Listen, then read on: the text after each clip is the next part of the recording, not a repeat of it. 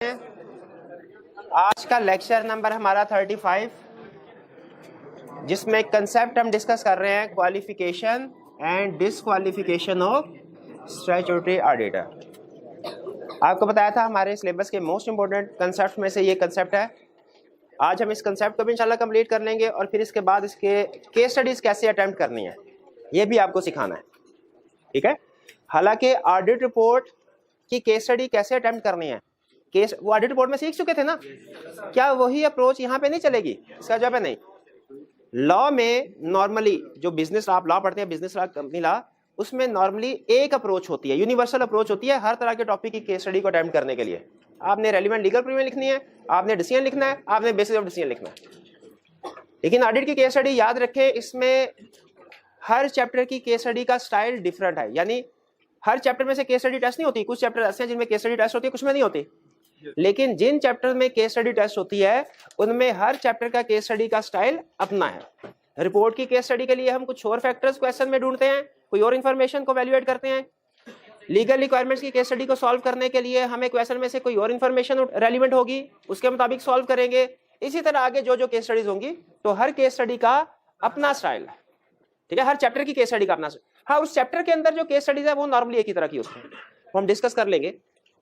तो आज के लेक्चर में हमने क्वालिफिकेशन डिसक्वालिफिकेशन को कंप्लीट करना है। कुछ थोड़ा कंसेप्ट हमने पहले पढ़ लिया था। फिर उसके बाद केस स्टडीज को अटेम्प्ट कैसे करना है, लीगल रिक्वायरमेंट्स की केस स्टडी को अटेम्प्ट कैसे करना है, ये सीखेंगे।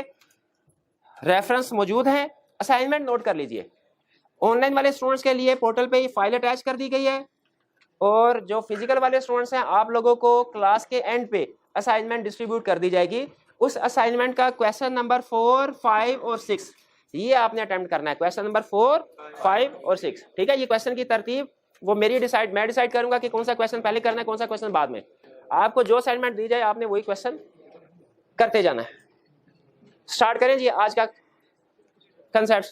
जी भाई कॉर्नर पे जो भाई बैठे हैं, आवाज ठीक है? उस चीज की जरूरत तो नहीं है, ठीक है। वो स्पीकर से आ रही है आवाज ठीक है, कोई प्रॉब्लम जी। हमने स्टडी किया था क्राइटेरिया। किसका क्राइटेरिया? स्टैट्यूटरी ऑडिटर की अपॉइंटमेंट का। क्या किसी बंदे को स्टैट्यूटरी ऑडिटर अपॉइंट करना है? अच्छा, स्टैट्यूटरी ऑडिटर की लफ्ज टर्म तो आपको पता है ना, ये इंटरनल ऑडिटर नहीं है। स्टैट्यूटरी ऑडिटर होता है जो required by law, external audit भी इसे कहते हैं। ये इंटरनल ऑडिट नहीं है, इसीलिए अक्सर मैं ऑडिटर की बजाय स्टैट्यूटरी ऑडिटर के टर्म बोलूंगा। उसका भी मतलब सेम ही है, सेम ही है। माजरत भाई मैं भूल गया आपको बिठाना, ठीक है। उसका मतलब ही सेम ही है। तो स्टैट्यूटरी ऑडिटर की इंटरनल ऑडिटर की अपॉइंटमेंट का कोई क्राइटेरिया नहीं है, लॉ ने नहीं बताया हुआ। लेकिन स्टैट्यूटरी ऑडिटर की अपॉइंटमेंट होनी है तो इसका क्राइटेरिया लॉ ने बताया हुआ है। ये क्राइटेरिया है टू फोल्ड, यानी दो तरह से होता है। एक क्वालिफिकेशन क्राइटेरिया और दूसरा डिसक्वालिफिकेशन क्राइटेरिया। क्वालिफिकेशन क्राइटेरिया का मतलब क्या है? वो चीजें जो होना जरूरी है। डिसक्वालिफिकेशन क्राइटेरिया का मतलब क्या है?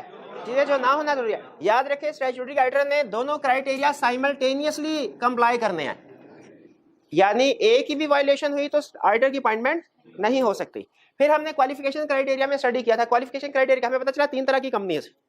Every public company, or private company which is subsidiary of public company, or private company with paid up capital of 3 million और मोर।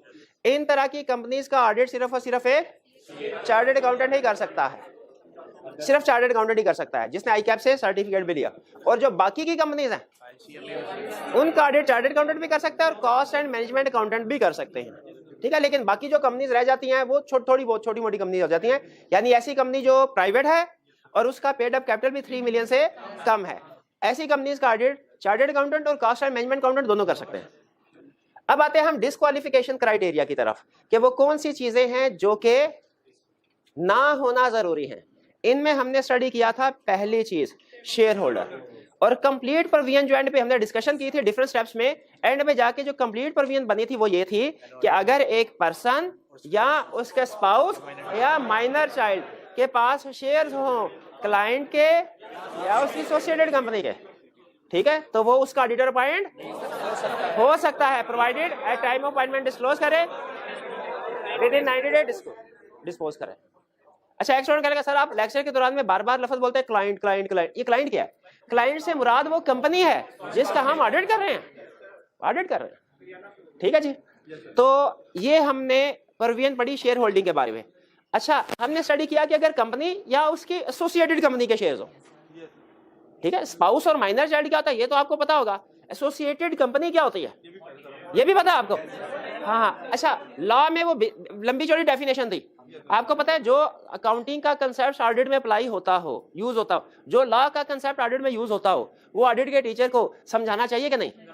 बिल्कुल समझाना चाहिए, ठीक है, इसलिए समझाते हैं क्योंकि या तो आपने पढ़ा नहीं होता या भूल गए होते हैं। तो इसीलिए ये भी मैंने समझा, इससे पहले अकाउंटिंग के कंसेप्ट भी कुछ डिस्कस किए, लॉ का ये टॉपिक भी इसीलिए समझाया जा रहा है क्योंकि मोस्ट प्रोबेबली आपने नहीं पढ़ा होगा या भूल गए होंगे। लेकिन याद रखें, मैं अकाउंटिंग का कंसेप्ट हूं या लॉ का कंसेप्ट ऑडिट में यूज होता है, समझाऊंगा, मेरी जिम्मेदारी है, लेकिन ऑडिट के पॉइंट ऑफ व्यू से समझाऊंगा, अकाउंटिंग के पॉइंट ऑफ व्यू से नहीं समझाऊंगा। कुछ स्टूडेंट कहते हैं सर ये एडजस्टिंग और नॉन एडजस्टिंग को जरा एक्सप्लेन तो कर दे, इसकी लॉजिक तो दे। लॉजिक अकाउंटिंग में सीखेंगे आप। इवेंट एग्जिस्ट है, कंडीशन एग्जिस्ट है, बैलेंस शीट डेट का क्या मतलब है, कंडीशन डज नॉट, काउंटिंग मैंने सिर्फ उतना को आपको समझाना है जितना ऑडिट के लिए जरूरी है। एग्जांपल्स कि ये एडजस्टिंग इवेंट की एग्जांपल है, ये नॉन एडजस्टिंग इवेंट की एग्जांपल है। एडजस्टिंग इवेंट का मतलब अमाउंट्स की एडजस्टमेंट आएगी और नॉन एडजस्टिंग का मतलब डिस्क्लोजर मेट, बस इससे ज्यादा कुछ नहीं। उसी तरह लॉ में भी मैं कंसेप्ट्स बताऊंगा लेकिन उतने जितने ऑडिट के लिए जरूरी। आप ये ना समझिएगा कि अगर कोई कंसेप्ट हमने ऑडिट में डिस्कस किया है तो अब अकाउंटिंग में पढ़ने की जरूरत नहीं है, नहीं नहीं, या कोई कंसेप्ट अकाउंटिंग में पढ़ा है तो ऑडिट में पढ़ने की जरूरत नहीं, क्योंकि उसका स्टाइल डिफरेंट होता है। ये चीज आपको पता चलेगी जब आप अटेम्प्ट कर लेंगे पेपर, उसके बाद पता चलेगी फर्क क्या है जब केस स्टडीज को अटेम्प्ट करेंगे। तो एसोसिएटेड कंपनी की डेफिनेशन लॉ में लंबी चौड़ी थी, हमने उसे सिर्फ एक इक्वेशन में कवर किया था, क्या? Associated company is equal to holding company plus common director slash share holder at the rate of 20%। ये इक्वेशन हमारी केस स्टडी को सॉल्व करने के लिए काफी है, ठीक है, केस स्टडी को सॉल्व करने के लिए। और दूसरी चीज नॉमिनी डायरेक्टर से एसोसिएटेड कंपनी नहीं बनती, नॉमिनी डायरेक्टर से एसोसिएटेड कंपनी, ये जो दूसरी बात है ना, ये आपको भी समझ नहीं आएगी, केस स्टडी में समझ आएगी, लेकिन आपके जहन में बिठाना चाह रहा हूं, सुन ले। नॉमिनी डायरेक्टर से एसोसिएटेड कंपनी नहीं बनती, नॉमिनी डायरेक्टर ऑडिटर भी नहीं बनता। नहीं समझ आई ना? पहले ही कह दिया, मेरे ख्याल में तो पहली भी समझ नहीं आनी चाहिए, पहली आगे, अच्छा दूसरी भी आ जाएगी अभी केस स्टडी के बाद। नॉमिनी डायरेक्टर से एसोसिएटेड कंपनी नहीं बनती, नॉमिनी डायरेक्टर ऑडिटर भी नहीं बनता। ये मैं भी एक्सप्लेन करूं, अभी वो पॉइंट नहीं समझाया। शेयर होल्डिंग वाला क्लियर हो गया। सबसे ज्यादा केस स्टडी इसी कंसेप्ट में से आती है। इसके बाद आगे चलें, फिर हमने दूसरा कंसेप्ट स्टडी किया था इंडेटेड वाला, कि ऑडिटर जो पॉइंट होने जा रहा है उसे इंडेटेड नहीं, अच्छा किसको इंडेटेड नहीं होना चाहिए? क्लाइंट इंडेटेड हो सकता है, ऑडिटर को इंडेटेड नहीं होना चाहिए। लेकिन इसमें हमने 3 चीजें पढ़ी थी जिनमें ऑडिटर इंडेटेड नहीं होता। एक, अगर ऑर्डिनरी कॉस्ट ऑफ बिजनेस है, लोन लिया है, इंडेटेड नहीं होगा। एक, क्रेडिट कार्ड अगर 1 महीने तक इंडेटेड नहीं होगा। एक, utility bill with in 90 days तक इंडेटेड नहीं होगा। ये याद है तीनों चीजें? चलिए, यहां तक हमने क्लोज किया था प्रीवियस लेक्चर में। कोई क्वेश्चन पूछना चाहते हो तो पूछ लें। मुझे एग्जाम पॉइंट ऑफ व्यू जो सबसे ज्यादा कंसर्न है ना, वो सिर्फ इस चीज का है कि आपको एसोसिएटेड कंपनी और नॉमिनी डायरेक्टर, ये जो 2 सेंटेंस मैंने बोले हैं, ये आपको याद रहते हैं कि नहीं केस में, एग्जाम में? ये आपको अगर याद है तो फिर बाकी कोई इशू नहीं है, बाकी ओके है। लेकिन फिर भी आपके जहन में कोई और क्वेश्चन हो तो पूछ लें, कोई नहीं, आगे चलें। चलिए, बहरहाल अगर कोई छोटा बड़ा क्वेश्चन है भी, आप बेफिक्र हैं, अभी जब केस स्टडी करेंगे ना, हर एंगल से, हर एक एग्जाम्पल की बहुत सी केस स्टडीज आएंगी, हर एंगल से डिस्कशन हो रही होगी, वो आप बेफिक्र हैं। एम्प्लॉय नहीं होना चाहिए, तीसरी कंडीशन क्या है? एम्प्लॉय नहीं होना चाहिए। फिर इसके बाद उसने एम्प्लॉयज की 2 टाइप्स बताई हैं, डायरेक्ट एम्प्लॉय और इनडायरेक्ट एम्प्लॉय। डायरेक्ट एम्प्लॉय, अच्छा एक तो इसमें लफ्ज एम्प्लॉय एक्सप्लेन कर दूं, फिर लफ्ज डायरेक्ट और इनडायरेक्ट, क्योंकि डायरेक्ट और इनडायरेक्ट लॉ ने नहीं बताए हुए, ये हमने खुद अपनी आसानी के लिए इजाद की है। इसलिए आपको पहले एम्प्लॉय का मतलब, फिर डायरेक्ट। कहता है एम्प्लॉय का मतलब क्या है? एम्प्लॉय का मतलब है डायरेक्टर, ऑफिसर और employee of company. Director, officer और अदर एम्प्लॉय ऑफ कंपनी, यानी कोई भी कंपनी का एम्प्लॉय हो वो भी एम्प्लॉय में आ जाएगा, कोई भी ऑफिसर हो, एम्प्लॉय ऑफिसर में डायरेक्टर भी एम्प्लॉय में आ जाएगा। आपने शायद लॉ में कोई पढ़ा हो कि कुछ डायरेक्टर ऐसे होते हैं जो एम्प्लॉय होते हैं, कुछ नहीं होते, एग्जेक्टिव नॉन है। लेकिन यहाँ पे ऑडिट में क्या है? डायरेक्टर जो भी उसने कह दिया वो एम्प्लॉय में आ गया, ठीक है, क्वालिफिकेशन के लिहाज से।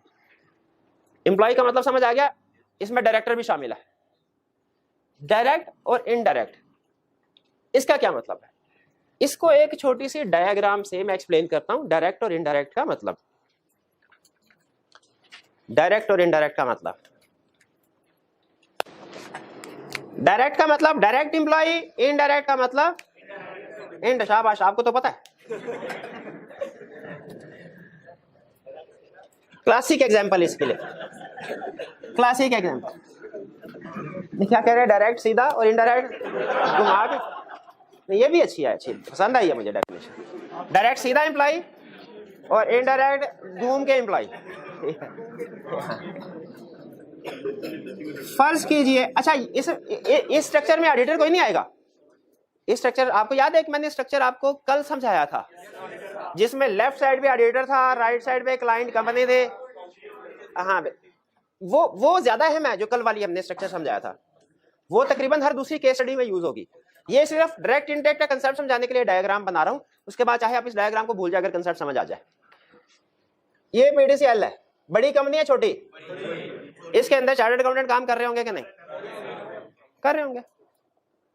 इसके आपने कहा इसके एम्प्लॉइज में चार्टर्ड अकाउंटेंट भी होगा, बिल्कुल होगा।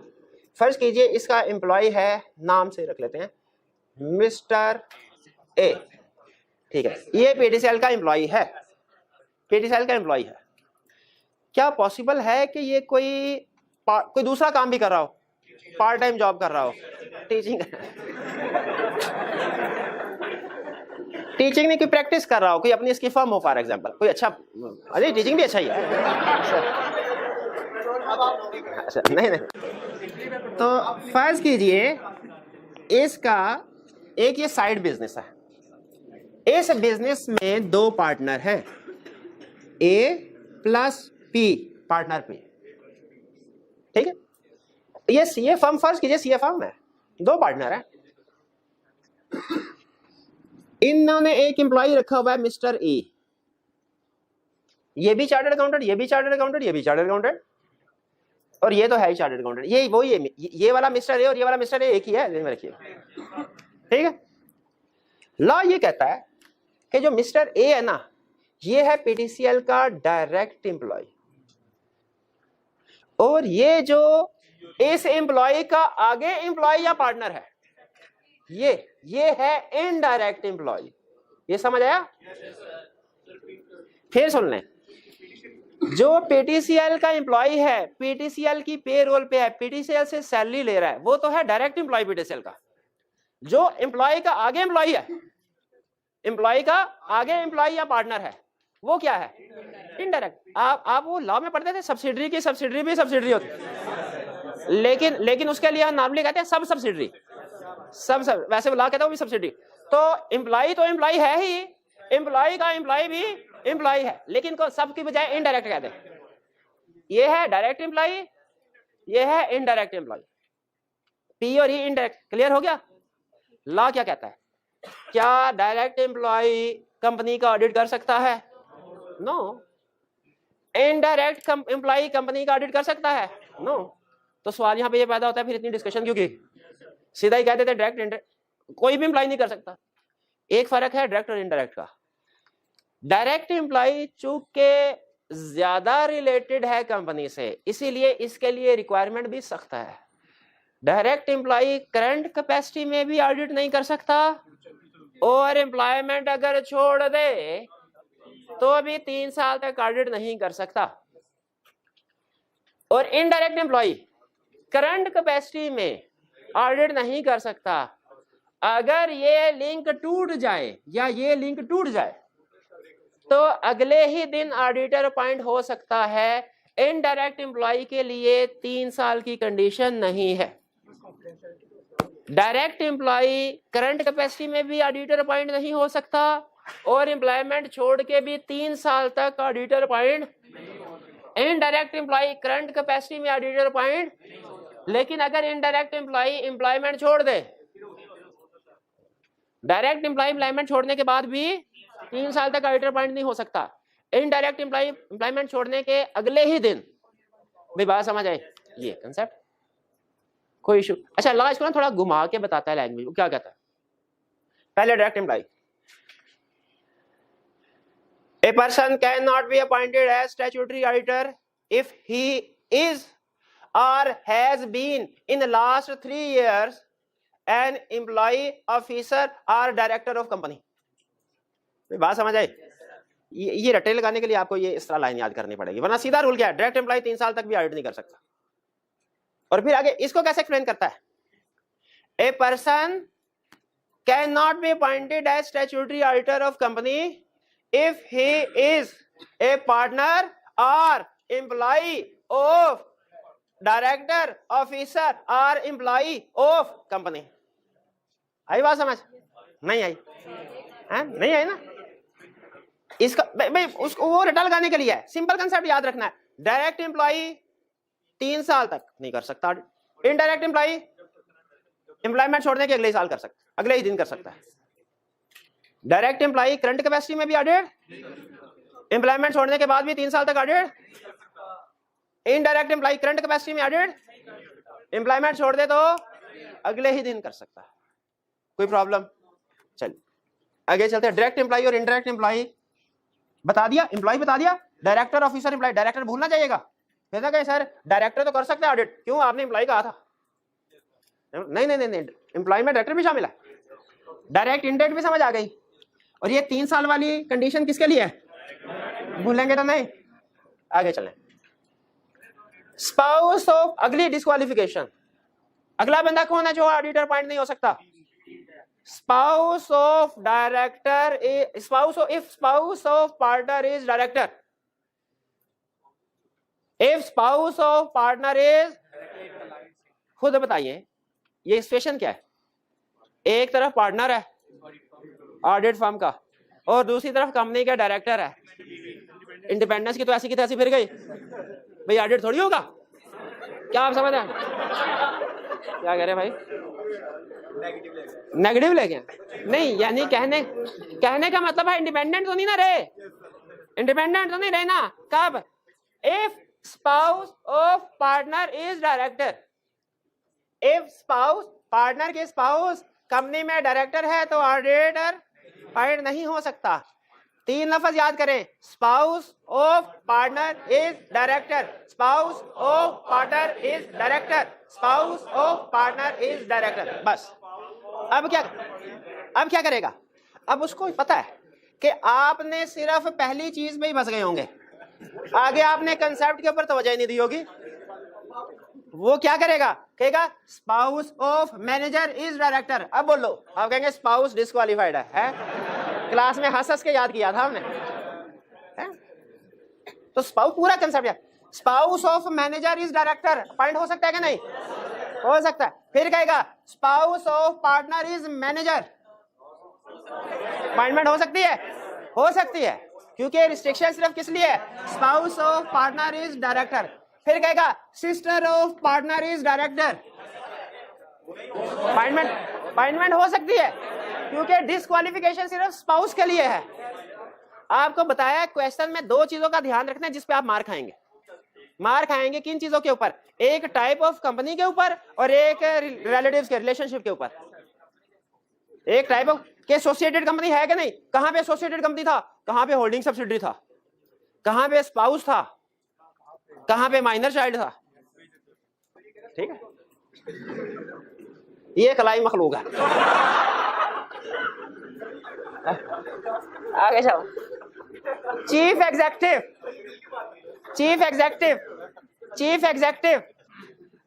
अच्छा, लॉ में आपने ये पढ़ा कि चीफ एग्जेक्टिव भी डायरेक्टर होता है। क्वेश्चन में उसने कहा, question spouse of partner is chief executive. Student कहने लगे सर ये तो आपने कहा था डायरेक्टर, तो भाई लॉ ने कहा है चीफ एग्जेक्टिव। तो अगर spouse of partner is chief executive, appointment हो सकती है? नहीं हो सकती, नहीं हो सकती। कुछ समझ आई? ये भी बताइए, ठीक है। फिर आगे चलना है। बॉडी कॉर्पोरेट, लॉ में पढ़ा होगा आपने, बॉडी कॉर्पोरेट का होता है कंपनी। पाकिस्तान में अगर आप ऑडिट करना चाहते हैं, सोल प्रोप्राइटर के तौर पे कर सकते हैं, पार्टनरशिप के तौर पे कर सकते हैं, कंपनी के तौर पे कर सकते हैं, कंपनी या बॉडी कॉर्पोरेट के तौर पे। अच्छा मुझे बताइए, आपको क्वेश्चन में वो कभी नहीं बताएगा कि ये बॉडी कॉर्पोरेट है कि नहीं है। आपको कैसे पता चलेगा? नाम के एक लफ्ज से, लफ्ज लिमिटेड से, लफ्ज कंपनी से नहीं, लिमिटेड। आपने शायद एक ऑडिटर का नाम सुना होगा, AF Ferguson and company chartered accountants. क्या ये बॉडी कॉर्पोरेट है? क्यों बॉडी का एक नाम में लफ्ज कंपनी आ रहा है। हाँ, लफ्ज से पता, नाम से पता चलेगा कंपनी है कि नहीं, लेकिन नाम के किस लफ्ज से पता चलेगा? लिमिटेड से, लफ्ज कंपनी से नहीं। ठीक है, नाम में लफ्ज कंपनी, आपने लॉ में पढ़ा होगा कंपनी के लिए एंड पे लफ्ज लिमिटेड लिखना जरूरी है। तो कंपनी, अब आप कहेंगे सर उसने लिखा हुआ है कंपनी थी तो ये ऑडिटर पॉइंट नहीं हो सकती, आपने क्वेश्चन में लिखा है, सोल्यूशन में लिखा हो सकती है। मैं कहा कहां लिखा है कंपनी है? सर देखो उसके नाम में लफ्ज कंपनी आ रहा है। तो भाई इससे नहीं पता चलेगा, किस लफ्ज से पता चलेगा? लिमिटेड से। क्लियर? फिर इसके बाद अगर किसी पर्सन ने गारंटी दी हो, अगर किसी पर्सन ने, अच्छा अगर आपने बैंक से लोन लिया हो, उस बैंक का ऑडिट कर सकते हैं? ऑडिट कर सकते हैं, ठीक है, बिल्कुल ठीक है। अगर टेक्सटाइल कंपनी से लोन लिया हो, अच्छा अगर टेक्सटाइल कंपनी को गारंटी दी हो, लोन नहीं लिया गारंटी दी है, ये आपको, आपने पढ़ा होगा लॉ में, सॉरी अकाउंटिंग में, कंटिंजेंट लायबिलिटी, जिसकी एग्जांपल होती है गारंटीज देन। अच्छा मुझे ये बताइए, मैंने फैसल बैंक से लोन लिया, ठीक है, मैं फैसल बैंक का देनदार हूं। दूसरा, मैंने फैसल बैंक से लोन नहीं लिया, लोन ये भाई ने दिया, लिया इन भाई ने लिया लोन, मैंने गारंटी दी कि अगर ये लोन वापस नहीं करेगा मैं पैसे दे दूंगा, फैसल बैंक से कहा। अकाउंटिंग ये कहती है कि मैं देनदार नहीं हूं अभी। लॉ ये कहता है कि चूंकि आप किसी भी वक्त देनदार बन सकते हैं, जिस दिन इसने डिफॉल्ट किया लायबिलिटी मेरे पे शिफ्ट हो जाएगी, इसीलिए हम गारंटी देने को भी ऊपर भी डिस्क्वालिफिकेशन लगा देते हैं।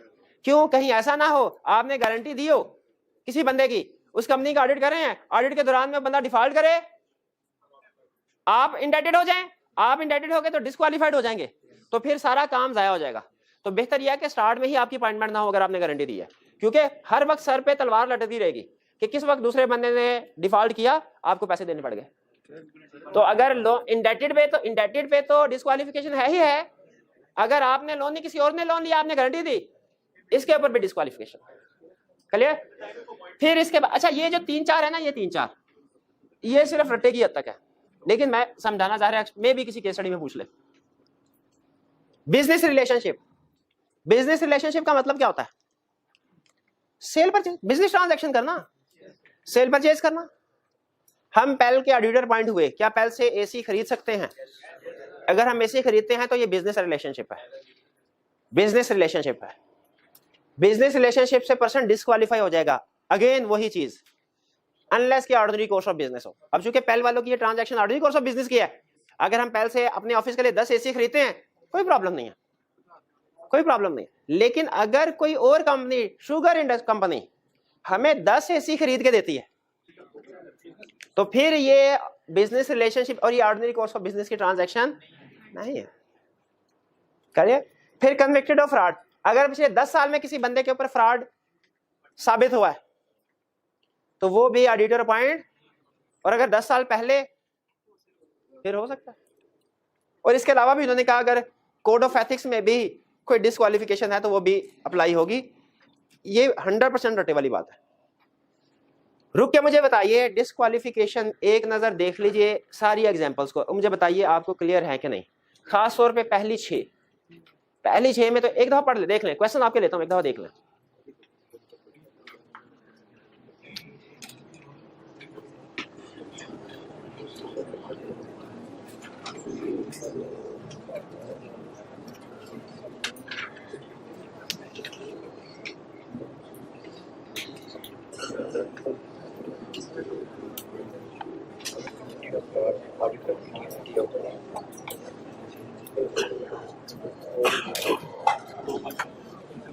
जी अब पूछे क्वेश्चन 1 बाय 1 जी। ये होल्डिंग, ये भी मैंने एक्सप्लेन करना है आपको। ये होल्डिंग सब्सिडी वाला पॉइंट जो लिखा हुआ है ना, ये मैंने एक्सप्लेन करना है आपको। इसके अलावा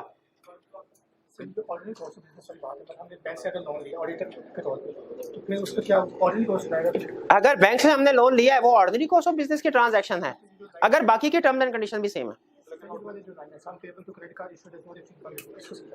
सम payable to credit card issuer, credit card issuer Pakistan में नॉर्मली बैंक ही होते हैं, ठीक है।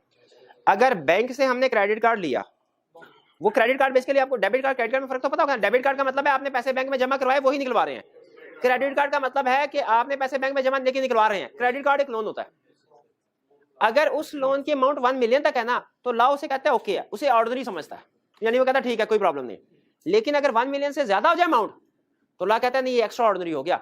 इस सूरत में ऑडिटर अपॉइंट नहीं हो सकता और अगर वो ऑलरेडी अपॉइंटेड है तो डिस्क्वालीफाई हो जाएगा। चलिए जी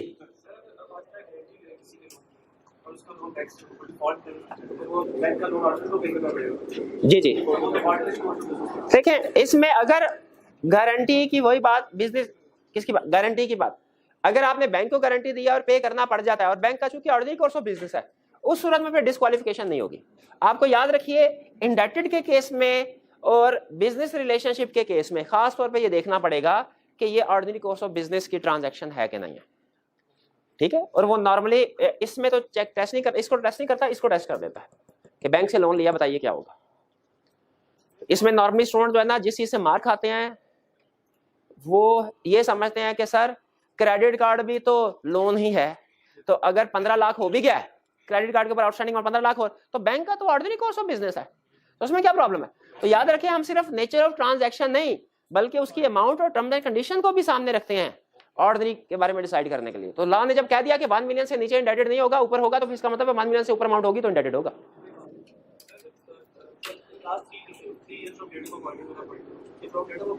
हाँ जी, अच्छा ये जो हमने जितना भी क्राइटेरिया डिस्कस कर रहे हैं ना ये होगा डेट ऑफ अपॉइंटमेंट पे भी, यानी डेट ऑफ अपॉइंटमेंट से एजीएम में अपॉइंटमेंट होती है उस दिन भी, उस दिन तो देखना ही उसके बाद थ्रू आउट द पीरियड भी देखना है। ये qualification disqualification criteria at time of appointment भी अप्लाई होता है और अपॉइंटमेंट के बाद भी थ्रू आउट द पीरियड भी अप्लाई होता है, ये ज़हन में रखिएगा, ठीक है जी। तो हमने जिस दिन अपॉइंटमेंट हो रही है यानी एजीएम की डेट पे देखेंगे कि पिछले 3 सालों में बंदा एम्प्लॉय तो नहीं रहा। अगर कोई पर्सन पिछले 3 सालों में एम्प्लॉय रहा है तो वो ऑडिटर अपॉइंट नहीं हो सकता। और कोई क्वेश्चन? ऑडिटर की टीम में से किसी ने फ्रॉड किया हो, मैंने कल के लेक्चर में लीगल रिक्वायरमेंट्स और कोड ऑफ एथिक्स के दरमियान में सबसे बड़ा फर्क बताया था। 1 मिनट ठहरिए, वो फर्क क्या था? लीगल रिक्वायरमेंट्स और कोड ऑफ एथिक्स में सबसे बड़ा फर्क बताया था। एक फर्क ये था कि लॉ में आपने अपनी साइंस नहीं लगानी, अपनी कॉमन सेंस नहीं लगानी, एथिक्स में कॉमन सेंस चलती है। एक और भी फर्क था भाई, लीगल रिक्वायरमेंट सिर्फ पार्टनर्स पे अप्लाई होती है, एथिकल रिक्वायरमेंट सारी टीम पे अप्लाई होती है। तो भाई कह रहे हैं सर अगर टीम में से किसी बंदे में ये डिस्क्वालिफिकेशन हो, पार्टनर पे नहीं टीम में से, तो उसके ऊपर अप्लाई नहीं होता, लीगल कोई इशू नहीं है। इसका मतलब ये हुआ एग्जाम पॉइंट ऑफ व्यू से आपने लीगल रिक्वायरमेंट्स और एथिकल रिक्वायरमेंट्स दोनों याद करनी है, लेकिन जब प्रैक्टिस में जाएंगे आप आर्टिकल्स में आपके लिए लीगल रिक्वायरमेंट्स इतनी अहम नहीं है, एथिकल रिक्वायरमेंट्स ज्यादा अहम है। क्यों भला? लीगल रिक्वायरमेंट्स आप पे अप्लाई नहीं होती, हाँ जी आप तो टीम मेंबर है, लेकिन एथिकल रिक्वायरमेंट्स अप्लाई होती हैं। लॉ की वायलेशन करेंगे आपको कोई नहीं पूछेगा, एथिक्स की वायलेशन करेंगे आपके खिलाफ केस बन सकता है और एक्सट्रीम केसेस में आपकी रजिस्ट्रेशन भी कैंसिल हो सकती है। इसलिए कोड ऑफ एथिक्स वाला चैप्टर ध्यान से पढ़िएगा। बाद में जब ये कहते हैं सर हमें तो पता ही नहीं है, ये कोई एक्सक्यूज एक्सेप्ट नहीं किया जाता। आई क्या ये एक्सक्यूज एक्सेप्ट नहीं करेगा, बाद में आप कहेंगे सर हमें तो कोड पता ही नहीं था, कोड ऑफ एथिक्स में लिखा हुआ है कि हम क्लाइंट से गिफ्ट नहीं ले सकते, हमने तो ये पढ़ा था गिफ्ट लेना अच्छी बात है? हाँ जी, हाँ हमने पढ़ा था बड़ा, तो हाँ जी ऑडिट में नहीं चलेगा जी।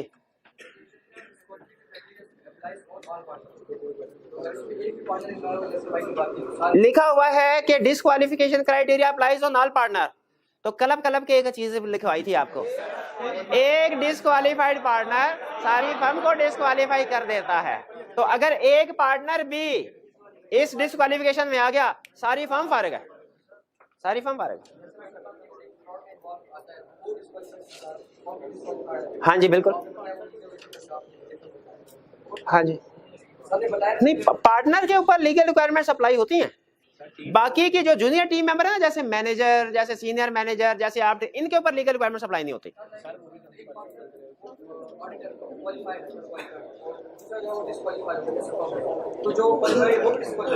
हाँ जी, अगर एक पार्टनर क्वालिफाइड है और दूसरा डिस्क्वालिफाइड है तो जो क्वालिफाइड है वो भी डिस्क्वालिफाइड हो जाएगा। बिल्कुल ठीक है। अच्छा अब चलते हैं, मैं चाहता हूं कि आपको केस स्टडी क्या क्या क्वेश्चन आ रहे हैं ज्यादा, वो नो प्रॉब्लम, केस स्टडी में सारे डिस्कस हो जाएंगे इंशाल्लाह, नहीं डिस्कस होंगे तो बाद में पूछ लीजिएगा भाई हाजिर है आपके, आता हूँ मैं इंशाल्लाह। हाँ हाँ 2 हफ्ते में एक छुट्टी करता हूँ मैं, हाँ एक शुभ मुहूर्त निकाल के, वरना मैं कोशिश होती है मैं बाकी रोज आऊँ, तो इंशाल्लाह कल भी आऊंगा, परसों भी हाजिर हूँगा, पूछ लीजिएगा। अच्छा अच्छा हाँ एक चीज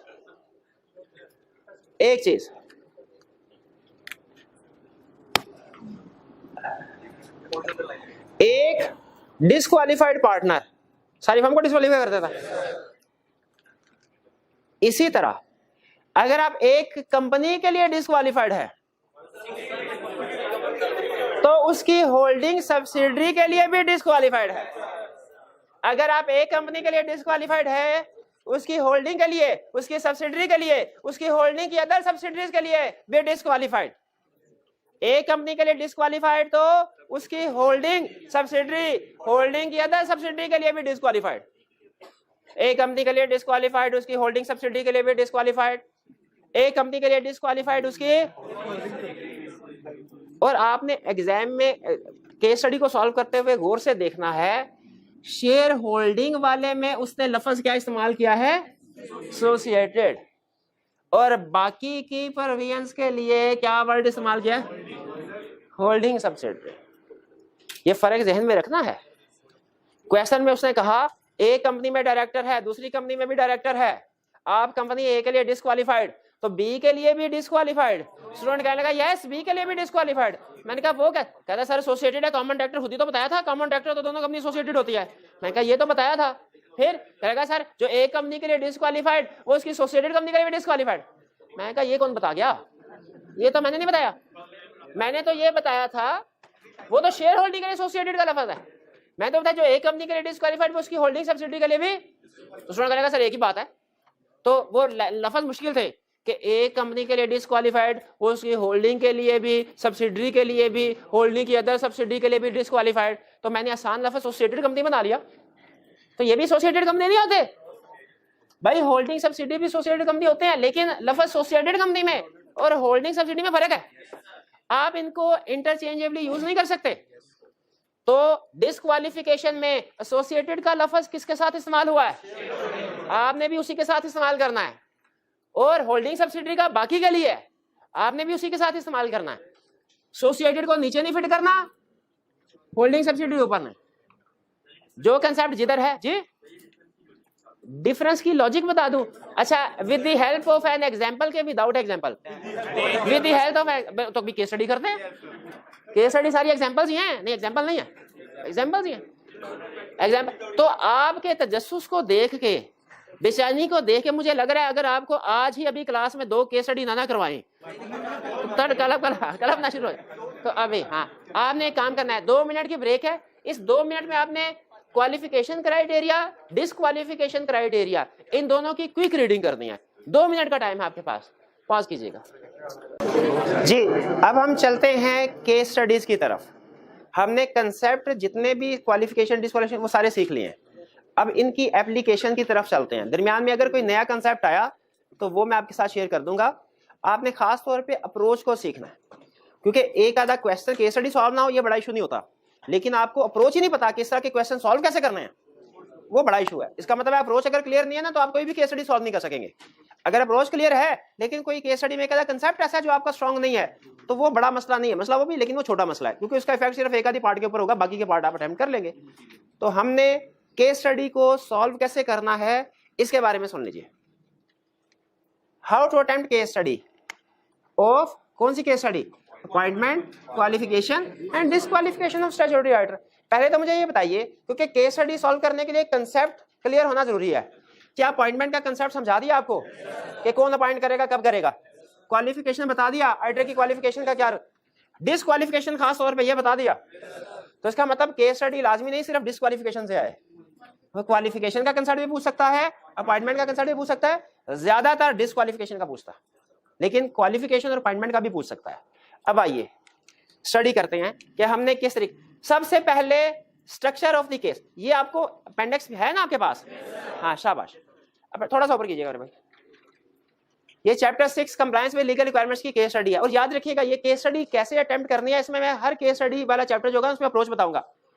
ये अप्रोच आई कैप की बुक में नहीं लिखी हुई, खासतौर पे जो स्टूडेंट आई कैप की बुक को यूज कर रहे हैं और ऑनलाइन वाले खास तौर पे, ये इंश्योर कर लीजिए कि आप इस अप्रोच को अच्छे तरीके से समझ रहे हैं, क्योंकि इसका कोई रेफरेंस आपको आई कैप की बुक में नहीं मिलेगा।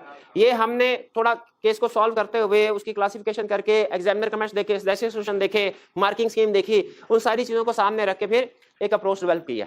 पसंद आए इसको फॉलो करें, ना पसंद आए तो फिर कोई भी अप्रोच फॉलो करे, वो उससे मेरा लेना देना नहीं है, लेकिन मैं जिम्मेदार हूँ इस अप्रोच को फॉलो करेंगे। पास पेपर का एक भी क्वेश्चन सॉल्व नहीं होता तो मेरी जिम्मेदारी है, हाँ भाई जिम्मेदार, लेकिन इस अप्रोच को फॉलो नहीं किया फिर जिम्मेदारी मेरी नहीं है। कंसेप्ट मैं आपको फिर भी बता दूंगा कि इस केस स्टडी में कौन सा कंसेप्ट इन्वॉल्व हो रहा है, लेकिन वो सॉल्व आपसे क्यों नहीं हो रहा वो जिम्मेदारी फिर मेरी नहीं है। सबसे पहले structure of the case. Structure of the case का मतलब हमें पता कैसे चलेगा कि ये चैप्टर 6 की केस स्टडी है, ये स्टैट्यूटरी राइटर की केस स्टडी है? पैसे, हाँ, रिक्वायरमेंट से, स्ट्रक्चर ऑफ द केस से इंफॉर्मेशन किस तरीके से आपको प्रेजेंट की जा रही है। अभी तक तो आपको सिर्फ रिपोर्ट की केस स्टडी करवाई थी, आपको पता था जो भी केस स्टडी आएगी रिपोर्ट की होगी। आज के बाद चूंकि हमने लीगल रिक्वायरमेंट्स की केस स्टडी भी सीख ली, तो हर केस स्टडी को पढ़ के आपको डिसाइड करना पड़ेगा ये रिपोर्ट वाली है कि ये। हर केस स्टडी की अपनी पहचान है। केस स्टडी खुद बता देती है कि मैं किस चैप्टर की हूँ, केस स्टडी खुद बता देती है मैं कहां से आई हूँ। वो हकीम लुकमान के बारे में आपने सुना ना, वो जड़ी बूटियां उसे खुद बता देती थी हम किसी बीमारी का इलाज है, तजर्बा था। वो बोल के तो नहीं बताती होंगी, ये तो मुहावरा बना हुआ है, यानी वो देख के उनका रंग वगैरह देख के किस इलाके में चाल चलन, उनका नाम, वालदा का नाम, फिर कुंडली बनाता था उनके, उसे पता चलता था उसे किस बीमारी का इलाज। नहीं, शुभ मुहूर्त तो किसी और काम के लिए निकाला जाता। तो स्ट्रक्चर ऑफ द केस का मतलब है कि केस एग्जाम में किस तरीके से प्रेजेंट हुआ। सुन ले क्या कहता है, कहता है you may be given different short situation and requirements will be to comment on appointment और क्वालिफिकेशन और independence of statutory auditor in this situation. आपको 3-4 सिचुएशन छोटी छोटी दी गई होंगी और कहा गया होगा कमेंट करो राइटर की अपॉइंटमेंट के ऊपर, उसकी क्वालिफिकेशन के ऊपर, उसकी इंडिपेंडेंस के ऊपर। जैसे ही और आपको पता चले, इसका मतलब यह हुआ जिस तरह रिपोर्ट के क्वेश्चन में 2, 3 या 4 सब पार्ट्स आ जाते थे, उसी तरह मोस्ट प्रोबेबली जो हमारा लीगल रिक्वायरमेंट्स वाली केस स्टडी होगी इसके भी उसने छोटे पार्ट्स बताए होंगे। ठीक है, रिक्वायरमेंट में आपने खास तौर पे देखना है कि स्टैट्यूटरी राइटर का वर्ड यूज कर रहा है कि नहीं। जैसे ही स्टैट्यूटरी राइटर का वर्ड आपको मिल जाए, समझ ले किस चैप्टर की केस स्टडी है, चैप्टर 6 से। अच्छा, समझ लग गई, चैप्टर 6 की केस स्टडी है। अप्रोच क्या फॉलो करनी है, सबसे पहले डिसाइड करना है क्या कि ये सिचुएशन लीगल रिक्वायरमेंट्स क्या, क्या एथिकल रिक्वायरमेंट्स क्या। आपको बताया था इंडिपेंडेंस की रिक्वायरमेंट्स 2 जगह पे लिखी हुई है, लीगल में और एथिकल में। तो एग्जाम में आपने सबसे पहले ये देखना है, भाई अभी डिस्ट्रीब्यूशन ना करें, एग्जाम में सबसे पहले आपने ये देखना है कि ये जो क्वेश्चन उसने मेरे से पूछा है, मैंने इसका आंसर लीगल रिक्वायरमेंट से देना है कि एथिकल। क्योंकि बहुत सी सिचुएशंस ऐसी हैं जो लीगल रिक्वायरमेंट्स में भी डिस्कस हुई हैं, एथिकल रिक्वायरमेंट्स में भी डिस्कस हुई हैं। बहुत सी सिचुएशन है जो कंपनीज एक्ट में भी डिस्कस हुई हैं, कोड ऑफ एथिक्स में भी डिस्कस हुई हैं। अगर एक सिचुएशन ऐसी है जो दोनों जगह पे डिस्कस हुई है, क्वेश्चन में उसने कहा कोड ऑफ एथिक्स के मुताबिक आंसर करो, आपने लीगल रिक्वायरमेंट्स के मुताबिक कर दिया 0। क्वेश्चन में कहा लीगल रिक्वायरमेंट्स के मुताबिक करो, आपने कोड ऑफ एथिक्स के मुताबिक कर दिया 0। इसीलिए रिक्वायरमेंट्स को पढ़ना बहुत अहम चीज है, सबसे अहम चीज है एग्जाम में रिक्वायरमेंट्स को। तो सबसे पहले डिसाइड करें कि आपका जो क्वेश्चन आया है, आपने जो सोल्यूशन बनाया, लीगल रिक्वायरमेंट्स का क्या एथिकल रिक्वायरमेंट्स का। लीगल रिक्वायरमेंट है कि कैसे पता चलेगा लीगल के रिक्वायरमेंट। अभी तो बहुत आसान है, आपको जो भी क्वेश्चन दिए जाएंगे सारे लीगल रिक्वायरमेंट्स के होंगे, एथिकल किया ही नहीं। लेकिन जब एथिकल कर लेंगे उस वक्त मसला आएगा। कौन सा, तो उस वक्त के लिए पहचान बता रहा हूं। आपने क्वेश्चन में देखना है, अगर वर्ड लिखा है कंपनीज एक्ट, अगर वर्ड लिखा है लीगल, अगर वर्ड लिखा है स्टैट्यूटरी, तो लीगल रिक्वायरमेंट का क्वेश्चन। अगर वर्ड लिखा है कोड ऑफ एथिक्स, अगर वर्ड लिखा है एथिकल, अगर वर्ड लिखा है थ्रेट सेफगार्ड, एथिकल पर भी पहचान लेंगे। लीगल कौन कौन से लफ्ज होंगे तो हमें पता चलेगा लीगल रिक्वायरमेंट का क्वेश्चन है, कौन से लफ्ज होंगे तो पता चलेगा एथिकल रिक्वायरमेंट का क्वेश्चन। क्लियर हो गया। अब यहां पे हम डिसाइड कर चुके हैं, फर्ज कीजिए कि लीगल रिक्वायरमेंट का क्वेश्चन है। अब आगे चलते हैं, आगे चले जी। If question relates to legal requirement, अच्छा if question relates to ethical requirement, वो मैं आपको नहीं समझा रहा, वो तो एथिक्स वाले चैप्टर में सीखेंगे ना। अगर क्वेश्चन लीगल रिक्वायरमेंट है, क्या करना है? देयर में be 3 issues in the case, case में 3 इश्यूज होंगे, हो सकते हैं मैक्सिमम, एक अपॉइंटमेंट का, एक क्वालिफिकेशन का, एक डिसक्वालिफिकेशन का। कसम है आपको, शपथ है। अच्छा मुझे ये बताइए, अगर कोई आपको चलते चलते एक लगाए, आप बदले में भी उसको एक इंसाफ का एक ही लगाएंगे ना? दो नहीं, वो एक्स्ट्रा हो जाएगा, इररेलेवेंट। अगर 2 लगाए तो इंसाफ का तकाजा क्या है? 2 लगाएं। 3 गए तो उसी तरह एग्जाम में अगर उसने एक ही केस स्टडी के अंदर अपॉइंटमेंट का मसला भी डाल दिया, क्वालिफिकेशन का मसला भी डाल दिया, अगर सिर्फ अपॉइंटमेंट का मसला डाला, उसी को आंसर 1 लगा दिया। अगर अपॉइंटमेंट के साथ क्वालिफिकेशन भी, और अगर क्वालिफिकेशन डिसक्वालिफिकेशन भी, 3 लगानी है। अच्छा क्योंकि देखिए जितने दाव पेज से वो आएगा ना, हमने भी उसको उतने एंगल से जवाब देना है। वो एक तरफ से आए, एक तरफ से जवाब देंगे, 2 तरफ से आए, 2 तरफ से जवाब देंगे, 3 तरफ से आए, 3 तरफ नॉर्मली, लेकिन वो ज्यादा से ज्यादा 2 तरफ से आए क्वेश्चन में। अब सुने, आपने बताना स्टूडेंट फेल क्यों हुआ। क्वेश्चन आया, उसने कहा कि स्पाउस के पास शेयर्स हैं, और उसने कहा स्पाउस डायरेक्टर भी है। स्टूडेंट ने कहा सर डायरेक्टर की वजह से अपॉइंटमेंट नहीं हो सकती, तो मैंने लिख दिया अपॉइंटमेंट नहीं हो सकती। मैंने कहा शेयर होल्डिंग की, कहता सर जब अपॉइंटमेंट हो ही नहीं सकते तो फिर शेयर होल्डिंग की बात करने की क्या जरूरत है, क्योंकि इधर जो मर्जी कर ले, वो चूंकि इधर डिस्क्वालिफिकेशन हो गई, इधर जो मर्जी कर ले तो उससे फर्क तो है, तो डिस्क्वालिफाइड। एग्जाम स्टेटस फेल, बताइए क्यों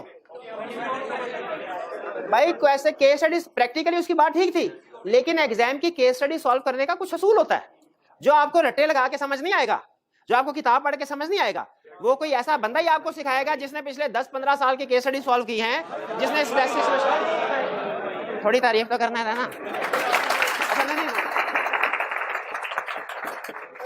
तो आपको पता चलेगा केस स्टडी कैसे सॉल्व करनी है। खुद से केस स्टडी सॉल्व करनी नहीं आती मेरे भाई, पहले किसी से सिलने ज़बानी कलामी। अच्छा केस स्टडी फिर भी नहीं आएगी, जब ऑडिट का एक असूल याद रखे, एक असूल, ऑडिट पढ़ने से नहीं करने से आता है।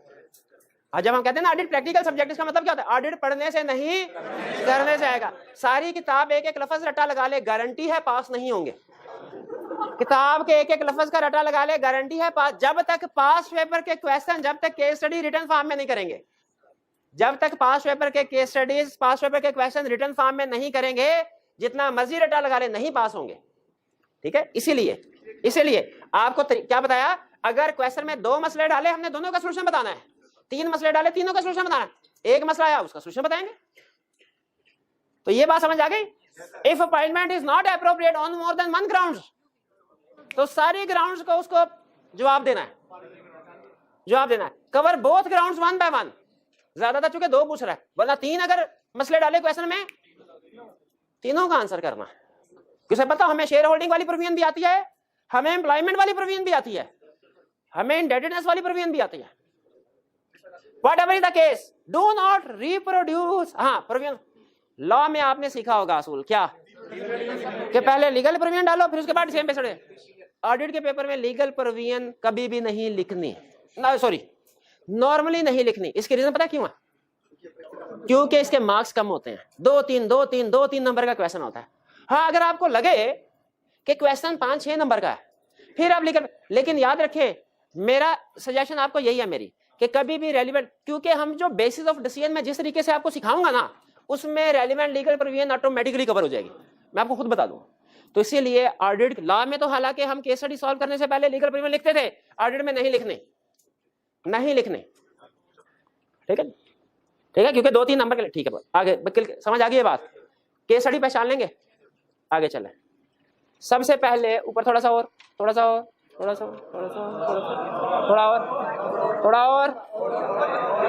नहीं बस वापस आ जा। हाँ, रिक्वायरमेंट ऊपर है, मैं देखना चाहता रिक्वायरमेंट किधर, नीचे तो नहीं, ऊपर ही। रिक्वायरमेंट पढ़ के मुझे बताना है आपने, ये लीगल रिक्वायरमेंट का क्वेश्चन है, एथिकल का है, के रिपोर्ट का क्वेश्चन है। 1 मिनट ठहरिए, ये भाई रिप्रेजेंटेटिव आप जी भैया बताइए, ये क्वेश्चन कौन से टॉपिक है? ऑडिट रिपोर्ट का है, लीगल रिक्वायरमेंट का, एथिकल का? लीगल कैसे पता चला? क्योंकि उसने, हाँ शाबाश, कंपनीज एक्ट लिखा हुआ है, क्लियरली पता चल गया। ठीक है, एक्सटर्नल आइडिया को इतना क्रिटिकल वर्ड नहीं है, वो कोड ऑफ एथिक्स में भी यूज होता है। हाँ, तो कंपनीज एक्ट के लफ्ज से क्लियर, इसको फिर अंडरलाइन कर लें। कंफर्म हो गया अभी ये रिपोर्ट का क्वेश्चन। रिपोर्ट के क्वेश्चन में नॉर्मल रिक्वायरमेंट में क्या लफ्ज होता है? Impact on report, implication on report, course of action, impact on report.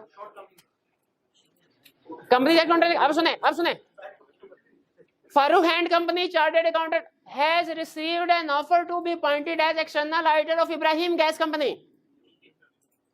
The firm is indebted to the company as it has not paid last 2 months bill amounting to ₹4860. अच्छा, मैंने relevant legal provision नहीं लिखनी, 2 चीजें लिखनी है, decision, basis of decision. Decision क्या है? मेरा डिसीजन, अब सुने मेरा डिसीजन, मेरा क्वेश्चन, आपने मुझे बताना है मैं फेल क्यों हुआ। मेरा decision, Farouk and Company Chartered Accountants cannot be appointed as statutory auditor of Ibrahim, पहले पूरा बोलने दे, कल्पने दे मुझे, और रीजन तो सुन ले। Cannot be appointed as auditor of Ibrahim Gas Company because it is a body corporate. क्यों? कंपनी आ तो रहा है, शाबाश, ठीक है, चले चेंज। मेरा decision, Farouk and Company cannot be appointed as statutory auditor of Ibrahim Gas Company because firm is indebted to the company. Indebted नहीं है, क्यों नहीं है? टर्म्स है, हाँ, उसमें उसने कहा था 90 डेज से कम अगर यूटिलिटी बिल पेबल होगा, इंडेटेड नहीं। अब सही आंसर सुने, सही आंसर, पहले डिसीजन लिखना है क्या? Farooq and company chartered accountants can be appointed as statutory auditor of Ibrahim gas company, ये डिसीजन है। Farooq and company chartered accountants can be appointed as statutory auditor of Ibrahim gas company because sum payable to utility company is outstanding for less than 90 days या does not exceed 90 days। अच्छा, आपके solution में 90 days का rule आना चाहिए, 2 months नहीं आना चाहिए। क्यों भला? हाँ, 2 मंथ से उसे पता नहीं चलेगा हमें लीगल प्रोविजन याद है कि नहीं, 90 डेज से उसे पता चल जाएगा हमें प्रोविजन कि 90 डेज से कम है तो इंडेटेड नहीं है, ज्यादा भाई ये पढ़ा हुआ था कि नहीं कि 90 डेज से कम अगर हो तो वो इंडेटेड नहीं होता, तो फर्म इंडेटेड नहीं है। क्लियर हो गया? आगे चलें जी। हमें कैसे पता चलेगा इब्राहिम गैस कंपनी एक कंपनी है? तो कोई भी क्लाइंट है, इंडेटेड तो नहीं है ना।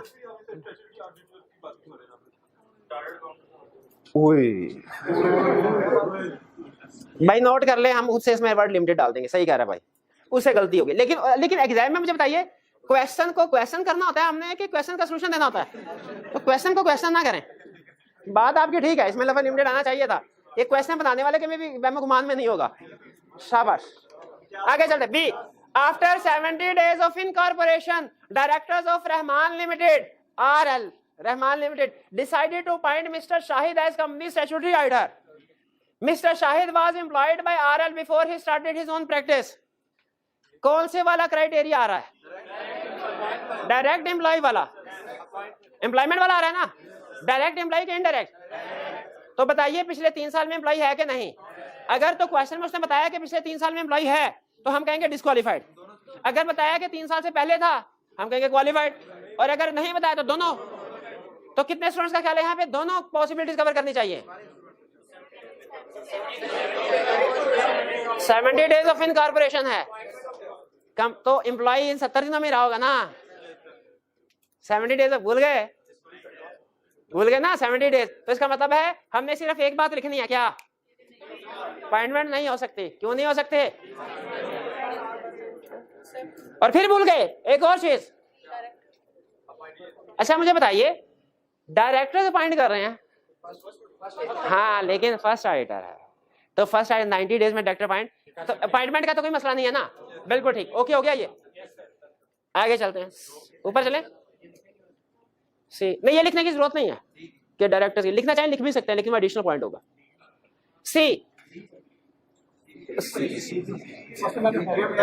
ए बी सी सुना भाई मेरे। बी के बाद क्या आता है? डी आता।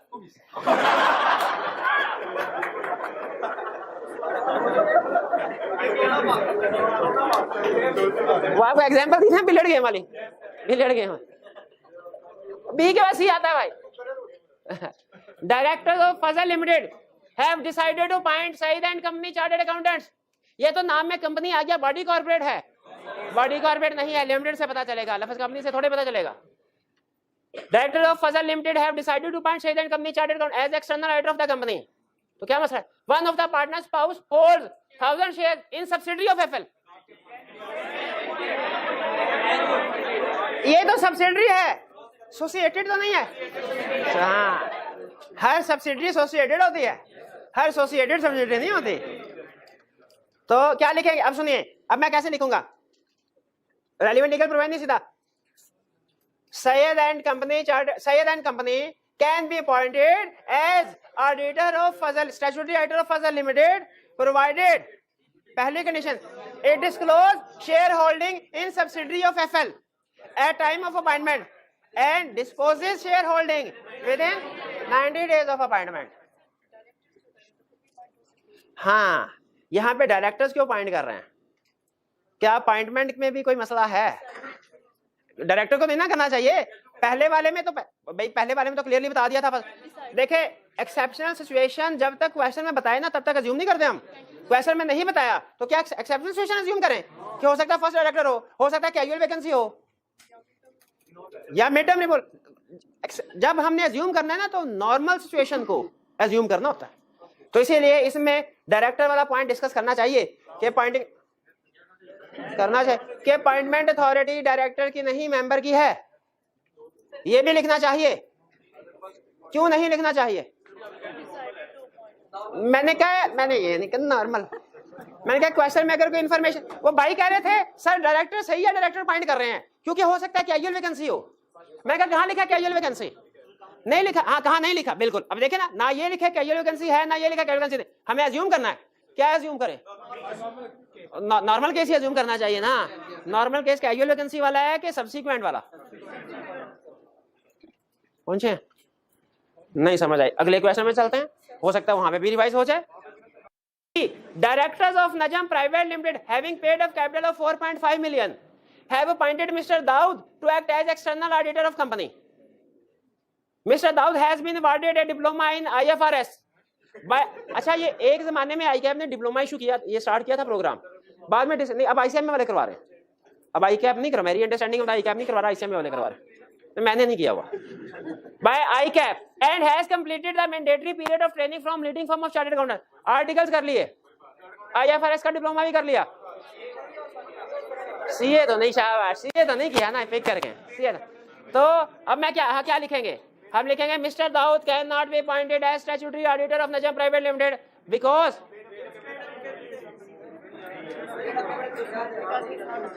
अच्छा नहीं, पेड अप कैपिटल अगर 1.5 million होता तो फिर अपॉइंटमेंट हो जाती, फिर भी नहीं होती ना। तो मसला इसमें 4.5 million में नहीं है, मसला ये है कि वो चार्टर्ड अकाउंटेंट नहीं है, because mister Dawood is not a chartered accountant. और बाय लॉ आपको पता है अगर 3 million से ज्यादा कैपिटल हो चार्टर्ड अकाउंटेंट होना जरूरी है। 10 है 3 कर लें, परेशान छोटी छोटी बातों में परेशान हो जाते हैं। 10 है 3 कर लें, आगे चलें। हाँ, इसमें भी डायरेक्टर वाली बात करते हैं कि अगर दाऊद चार्टर्ड अकाउंटेंट होता भी फिर भी नजम डायरेक्टर नहीं कर सकते थे, मेंबर को करना चाहिए। इतनी ज्यादा कंडीशन कि अगर फर्स्ट है या अगर ये है तो वो है तो वो नहीं। नंबर देखा कितने? 10 और कितनी स्टेशन है? 5। एक स्टेशन कितने नंबर? वो कितना को डिस्कस करेंगे इसको? 2-3 लाइनों से ज्यादा नहीं जाना हमने, हर केस में ऐसा होगा। हाँ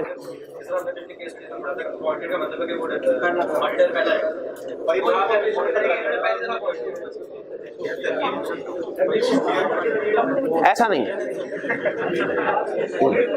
वो जो आपको बताया था ना उसमें mister A has been appointed और हैज बीन रिअपॉइंटेड, उसका मतलब ये था मिस्टर ए का पहला ऑडिट है, और ये मतलब नहीं था कि कंपनी का पहला ऑडिट है। नहीं, mister A has been appointed as auditor of ABC company limited. इसका मतलब क्या है, मिस्टर ए का पहला ऑडिट है इनिशियल के कंपनी का। हम इनिशियल ऑडिट किसको कहते हैं, जो ऑडिटर का पहला होता है या जो कंपनी का पहला होता है। ई, all directors of Hussain Associates Private Limited are chartered accountants. The company has recently received offer for appointment as external auditor of Masood Private Limited, which has a paid up share capital of rupees 1 million. Hussain Associates Private Limited can be, cannot be, cannot be appointed as statutory auditor of Masood because it is a body corporate. It is a body corporate, बस इतना काफी है। कैसे पता चला body corporate है, limited से भाई कुछ समझ आई। अच्छा अगर टाइम होता तो हम सेकंड भी डिस्कस, कोई बात नहीं सेकंड कल डिस्कस कर लेंगे। और होम असाइनमेंट, होम भाई डिस्ट्रीब्यूट करते हैं, होम असाइनमेंट सबको डिस्ट्रीब्यूट करते हैं, शाबाश डिस्ट्रीब्यूट करते हैं सबको। किधर है, होगी डिस्ट्रीब्यूट।